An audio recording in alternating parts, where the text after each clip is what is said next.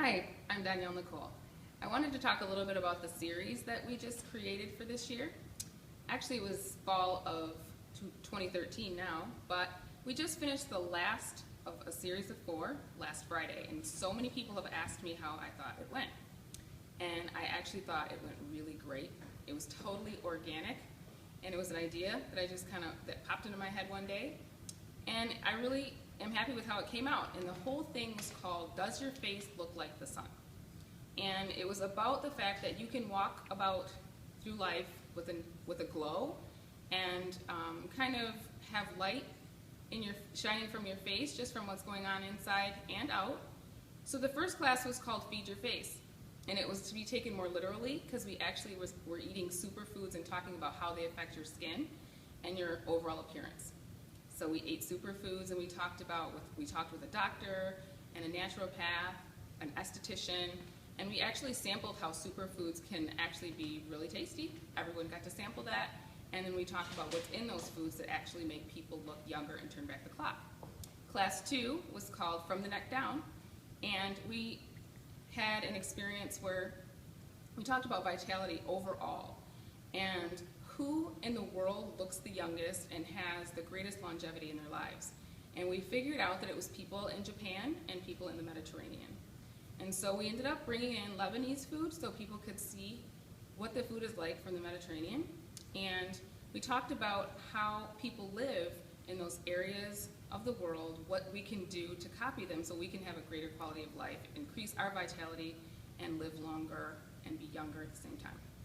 Class 3 was called Get Your Mind Right, and we talked a lot about mindset and how that can totally affect your prosperity, your abundance, relationships, your work life. It all comes down to mindset, and we actually ate brain food. So everything that enhances the way your brain works, if you're going to be depressed, if you're going to have anxiety, those are the types of things that were covered that night.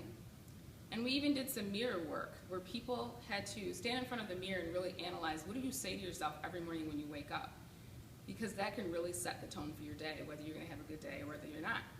And our final class last Friday, that was the finale where we had our big winner, and that closed everything off. Everything was well attended, and a lot of people are wondering after that class, Knock 'em Dead, are we ever going to do this again? Knock 'em Dead, by the way, it kind of pulled it all together. We recapped, and then we also talked about how you can walk into a room and have confidence, own the room, hold the attention of a crowd, and know that wherever you're going, you got this. You know that you look good, you know that you put time into what you're doing, you can articulate and be confident. Those are some of the things that we talked about in Knock 'em Dead. We even talked about how to focus your mind to feel good so that no matter what's going on in your life, you can literally force yourself back into a more positive mindset so that you can prosper, because you attract things to yourself based on how you feel. It's amazing how if you're in the dumps, you're much more apt to have a gut ache or a headache.